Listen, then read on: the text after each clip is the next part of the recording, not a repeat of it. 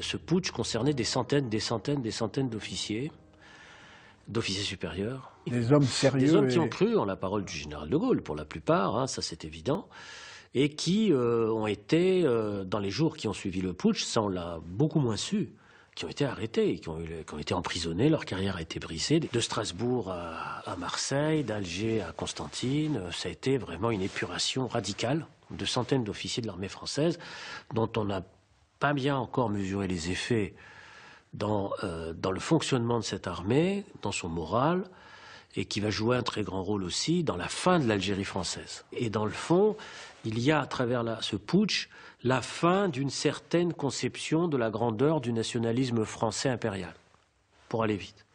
C'est une grande période de l'histoire française qui s'achève, qui se termine. Mais le putsch, la fin du putsch, la fin de l'Empire et les conditions de fin de l'Algérie française vont faire pour beaucoup dans la crise du nationalisme et du patriotisme en France, c'est évident. Officiers, sous-officiers, gendarmes, soldats, marins, aviateurs des forces armées d'Algérie. Ici, le général Chal qui vous parle. Allô, population d'Alger, rendez-vous immédiatement tous sur le forum. Population d'Alger, rendez-vous tous sur le forum. Traverser ce moment d'histoire avait été une fameuse expérience. Mais c'était du passé, la page était tournée. Impossible de prévoir que 10 ans plus tard, ça me reviendrait en boomerang. Comment prévoir qu'après les avoir vus passer si près le dernier soir dramatique du putsch, je les retrouverai en tête-à-tête pour un film commandé par la télévision? Comment prévoir ce moment? Devant ma caméra, le général Salan, libéré après 6 ans de prison, comme le général Chal. Je n'avais pas suivi leur procès, mais je mesurais mieux combien ils avaient fait un choix difficile et je voulais maintenant savoir pourquoi. Les entendre, écouter, comprendre. Ce témoignage est unique, le seul que le général Chal ait donné depuis sa reddition, diffusé mais aussitôt censuré. Il avait disparu des archives depuis 40 ans, seulement disparu, pas détruit. Des recherches insistantes m'ont permis de le retrouver. Le voici. Je ne suis pas un révolutionnaire professionnel. J'ai peut-être tort, mais c'est ainsi. Il a fallu beaucoup de choses pour me pousser à la révolte. Et pourtant, en avril 1961, on vous retrouve à la tête du complot. Parce qu'entre-temps, on est encore venu me trouver un certain nombre de fois. Et qu'on m'a dit que l'armée d'Algérie me suivrait si je faisais quelque chose. Et puis, que l'on parle des préliminaires déviants. J'ai pensé qu'avant, ce que je considérais comme devoir être une catastrophe, et qui, à mon sens, a été et demeure une catastrophe pour tous les Algériens, quels qu'ils soient.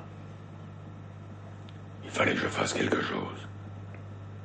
Il fallait que je tienne la parole que j'avais donnée.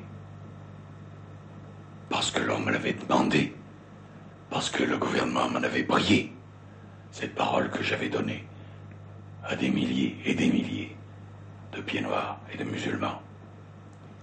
Et c'est pour tenir cette parole que je suis revenu à Alger en révolte contre un gouvernement qui, entre-temps, avait changé de politique, alors que on ne change pas de politique dans cette guerre révolutionnaire. Ça n'est pas possible. Malade d'un cancer de la gorge, je dois dire qu'à l'entendre, j'ai perdu beaucoup de certitudes trop faciles. Il n'était ni ambitieux, ni fanatique, mais tout simplement intègre et convaincu. Aviez-vous préparé le putsch? Non. Quelles étaient vos chances de succès? Je ne le savais pas en partant. Si le sang avait coulé, j'aurais probablement gagné.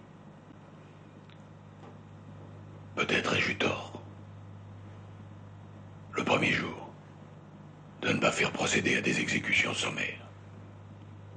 J'ai pensé que ce n'était pas nécessaire. C'est tout. Nous n'avons pas gagné, je n'ai pas gagné, c'est tout. Je le regrette d'ailleurs. pour l'Algérie et pour la France et pour l'Europe. Mais enfin, c'est ainsi. Vous aviez l'impression que vous auriez pu changer le cours de l'histoire. On peut toujours, peut-être, changer le cours de l'histoire. Lorsque vous vous êtes rendu et que vous avez regagné Paris, quels étaient vos sentiments? Là aussi, on m'a donné beaucoup de conseils après coup. Mes sentiments. Et que nous avions perdu. Et que je ne pouvais pas laisser payer, tout seul, ceux qui s'étaient révoltés sous mon nom. Il est normal, ce n'est pas un acte d'héroïsme, c'est normal chez un officier moyen. J'ai donc pris la décision de me livrer. Si j'avais pensé qu'il y eût encore une chance, la moindre chance, je ne me serais pas livré. Mais j'ai pensé que puisqu'il n'y avait plus de chance, il fallait que je le fasse. Et puis, j'avais une petite arrière-pensée. Je me suis dit, si De Gaulle ne me fait pas fusiller tout de suite, s'il y a une ombre de tribunal, j'aurai encore quelque chose à dire dans mes derniers moments à ce tribunal. Peut-être que le peuple français comprendra. Et vraiment, j'ai été jugé, je n'ai pas été fusillé, j'ai été jugé. J'ai dit ce que je croyais devoir dire. Et on ne m'a pas compris. Je le regrette. Le ministre de la Communication voulut censurer ce témoignage, mais Pierre Desgroupes, directeur de l'information de la première chaîne, refusa. Sans hésiter et d'un ton ferme, j'en suis témoin. Desgroupes n'approuvait pas les putschistes, mais il supportait encore moins qu'on refuse de donner la parole aux vaincus et d'écouter leurs raisons. Il fut viré 3 mois plus tard, et le document disparut des archives pour 40 ans. La haine politique est tenace. Après le putsch, la vie avait repris. En sortant de l'état-major à l'heure du déjeuner, il y avait les yaoulèdes, les petits cireurs qui attendaient. Ça ne me gênait pas, il m'a fallu du temps pour comprendre. Puis je passais sous ces arcades, je traversais le square Bresson, la place du gouvernement. Toute une génération, la mienne, est passée par ces rues cette année-là. Raymond Depardon, par exemple, il était là aussi. Il venait d'avoir 20 ans et faisait là ses premières photographies.